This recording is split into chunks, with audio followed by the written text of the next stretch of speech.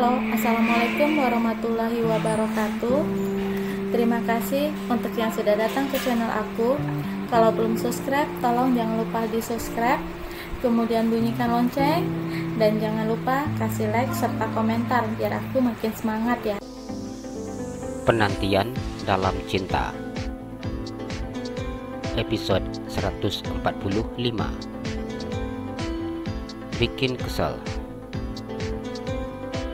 Setelah mendapat kabar tentang Nina, dirinya merasa hidup kembali. Kini ia sudah memiliki tujuan dalam hidupnya. Johan mengingat ketika Fanny mintanya untuk mengejar kembali cintanya. Mas nggak tahu bagaimana cara untuk mengucapkan terima kasih sama kamu. Kamu sungguh memiliki hati yang sangat mulia. Kamu mau mencari keberadaan Nina dan anak Mas. Mas tidak bisa membayangkan bagaimana perasaan kamu pada saat itu. Johan tahu seperti apa besarnya cinta Fanny untuknya. Istrinya itu bahkan rela memberikan nyawanya untuk Johan. Johan terbayang ketika dirinya harus meninggalkan Nina. Ia dipaksa menikah dengan Fanny. Pada saat itu, Johan menghabiskan waktunya dengan minum-minuman. Dan pada saat dirinya sakit gagal ginjal, Fanny lah yang mendonorkan sebelah ginjalnya untuk Johan. Semua kenangan bersama dengan Fanny akan disimpannya di dalam hatinya. Johan tidak bisa membayangkan dirinya akan bertemu dengan wanita yang begitu sangat dicintainya dan juga putranya. Meskipun ia tidak tahu apakah putranya mau menerimanya atau tidak, apakah Nina masih bisa memaafkannya atau tidak. Namun semua itu tidak jadi masalah untuknya. Yang terpenting, ia bisa bertemu dengan Nina dan juga putranya. Johan mengambil handuk. Ia membuka pakaiannya dan masuk ke dalam kamar mandi untuk membersihkan tubuhnya. Johan berdiri di depan cermin yang berada di dalam kamar mandinya. Dipandangnya wajahnya dari pantulan cermin yang berukuran besar. Diambilnya alat pencukur jambang. Ia kemudian mencukur rambut halus yang menempel di pipinya. Setelah selesai, Johan merapikan jenggotnya. Ia sengaja menyisakan jenggot di dagunya. Kata Fanny, dia masih sangat cantik dan juga muda. Aduh, bagaimana ini bila dia melihat rambutku yang sudah banyak warna putihnya. Meskipun rambut Johan banyak warna putih, namun wajahnya masih sangat tampan. Apa aku warnai saja? Tapi nanti Nina bisa marah dan menganggap aku telah menipunya. Johan pusing sendiri memikirkan hal ini semua. Dia pasti tidak akan tahu kalau aku mewarnai rambut, jadi tidak apa-apa, aku warnai saja. Yang penting kesan pertama aku tidak terlihat begitu tua di matanya. Setelah mendapatkan solusi, Johan keluar dari dalam kamar mandi dan berencana untuk mencari penghitam rambut. Johan mulai panik ketika mencari penghitam rambutnya yang entah di mana disimpan oleh Fanny. Sudah berapa bulan ini ia tidak pernah memakai penghitam rambut karena Fanny sudah tidak mau lagi mewarnai rambutnya.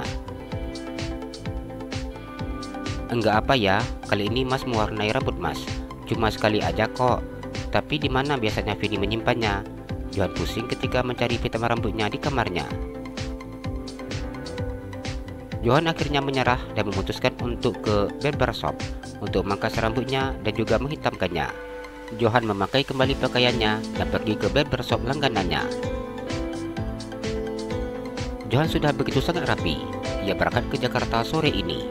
Johan dengan sengaja tidak ingin beritahu tentang hal ini dengan kedua orang tuanya. Setelah tahu ternyata saudara-saudaranya berencana untuk menghabisi kedua orang tuanya, Johan memerintahkan orang suruhannya untuk berjaga dan mengawasi rumah kedua orang tuanya. Johan sudah tidak sabar untuk bisa secepatnya berjumpa dengan Nina dan juga putranya. Rasa rindu yang dimilikinya kini semakin memuncak. Jantungnya berdegup dengan sangat hebatnya. Dirinya sudah tidak sabar untuk menunggu momen penuh bahagia seperti ini. Johan tidak ingin kedua orang tuanya mengetahui tentang hal ini. Jadi karena itu, ia memilih untuk pergi secara diam-diam. Ia begitu sangat mengenali kedua orang tuanya. Dan Johan tidak ingin ada perdebatan sebelum dirinya pergi menemui Nina. Johan sudah menyimpan nomor ponsel Nina di kontak telepon miliknya. Namun ia tidak ingin menghubungi Nina. Johan takut bila Nina mengetahui dirinya yang sudah mengetahui keberadaannya saat ini, Nina akan pergi lagi. Dan itu akan membuat dirinya semakin sulit untuk mencari Nina. Tanpa mau menunda waktu lagi, Johan langsung ke bandara. Tujuan utamanya saat ini adalah menemui wanita yang sangat dicintainya dan bertemu dengan anaknya. Nina ingin beritahukan tentang kakek dan juga neneknya Randi, namun ia masih terus berpikir bagaimana cara memberitahukannya. Pada akhirnya, Nina berniat untuk memberitahukan tentang hal ini setelah selesai makan malam. Nina memandang Randi, namun ia tidak berbicara. Dirinya hanya diam ketika menatap wajah putranya. "Ada apa sih, Bu? Kelihatannya lagi menanggung beban." Randi memandang ibunya. Ia menilai sikap ibunya begitu sangat berbeda. "Aneh apanya?" tanya Nina. "Seperti orang yang lagi galau," jawabnya. Nina tertawa saat mendengar ucapan putranya, namun kemudian Nina diam. Ia ingin beritahukan kepada putranya tentang kakek dan juga nenek dari ayahnya yang datang dan ingin bertemu dengan Randi. Namun, begitu sulit baginya untuk memberitahukan hal ini. Kalimat yang sudah tersusun di dalam kepalanya buyar sudah ketika ia menatap wajah putranya.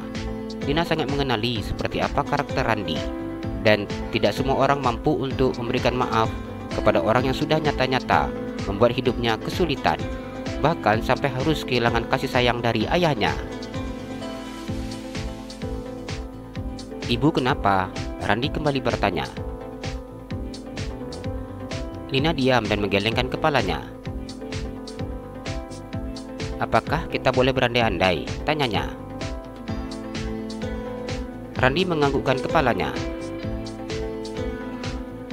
"Andai ayah kamu datang, terus ibu kembali sama ayah, apa kamu mau?" Randi berbicara dengan gaya Nina berbicara. Nina diam ketika putranya mengejeknya seperti ini. "Enggak akan lari gunung dikejar, begitu juga dengan suami. Tanpa dikejar pasti akan datang sendiri," ucapnya dengan tersenyum tapi kesal. "Tapi biasanya orang kalau sudah pisah, nikahnya 2 kali dengan orang yang berbeda." Randi tersenyum dengan mengangkat sudut bibirnya. Nina hanya diam ketika mendengar apa yang dikatakan oleh putranya. "Jadi, kita mau berangan-angan apa ini, Bu? Aku tidak bisa bayangkan bila hal ini terjadi, Bu," Randi berkata dengan menggelengkan kepalanya. Randi begitu sangat senang ketika menggoda ibunya seperti ini. Melihat wajah ibunya yang merah dan tersenyum malu-malu terkesan begitu sangat lucu. Raut wajah ibunya akan berubah seperti ini bila Randi menggoda ibunya dengan ayahnya. "Bila seandainya Randi ketemu sama kakek dan nenek kamu, bagaimana?" tanya Nina. "Bukannya kakek sama nenek aku itu sudah meninggal? Selama ini Randi hanya mendengar cerita tentang nenek dan kakek dari ibunya yang sudah meninggal." Nina tersenyum dan menganggukkan kepalanya. Selama ini Nina hanya menceritakan tentang ibu dan ayahnya. Nina juga selalu menceritakan nenek buyut Randi, karena ia memang tidak mengenal papa dan mama mertuanya sama sekali. "Maksud ibu, nenek dan juga kakek dari ayah Randi," jawabnya. Randi diam mendengar pertanyaan ibunya.